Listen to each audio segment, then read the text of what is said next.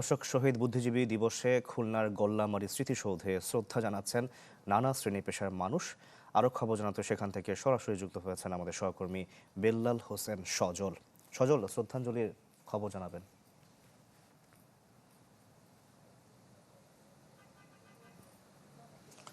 শাকিল, ঠিক ১২টা ১ মিনিটেই কিন্তু এখানে আমরা দেখেছি নানা শ্রেণী পেশার মানুষ গল্লামারীর যে স্মৃতিসৌধ রয়েছে সেখানে শ্রদ্ধা নিবেদন করেছেন।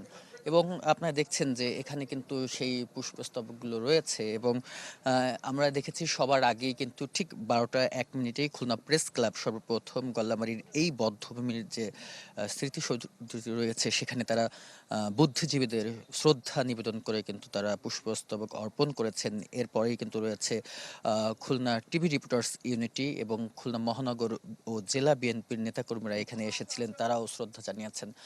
সব মিলে যেটি বলা যায় যে ১৯৭১ সালের ঠিক বিজয়ের আগ মুহূর্তেই কিন্তু পাকিস্তানি হানাদার বাহিনী এবং পাকিস্তানের যে দোসররা রয়েছে তারা কিন্তু এই দেশকে মেধাশূন্য করার জন্যই কিন্তু ১৪ ডিসেম্বর তারা দেশের যে বুদ্ধিজীবীরা ছিলেন তাদের কিন্তু পরিকল্পিতভাবেই শহীদ করেছেন।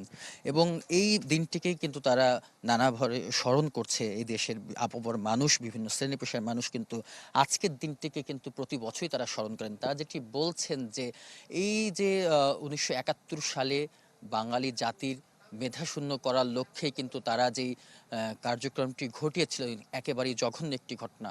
তাদের যে অপশক্তি বা অপপরিকল্পনা এটি কিন্তু বাস্তবায়ন হয়নি এবং তারা যেটি বলছেন এবারও কিন্তু তারা যে দেশকে অস্থিতিশীল করার জন্য একটি দোসর বাহিনী তারা কিন্তু বিভিন্ন সময় কাজ করছেন। এবং তারা যেটি বলছেন যে এই যে ১৪ ডিসেম্বর বুদ্ধিজীবী দিবসের যে যারা শহীদ হয়েছেন তাদেরকে তারা এখনো শ্রদ্ধাভরে স্মরণ করেন। এ ছিল আমার কাছে খুলনার গল্লামারী স্মৃতিসৌধ থেকে শহীদ বুদ্ধিজীবী দিবসে সবশেষ।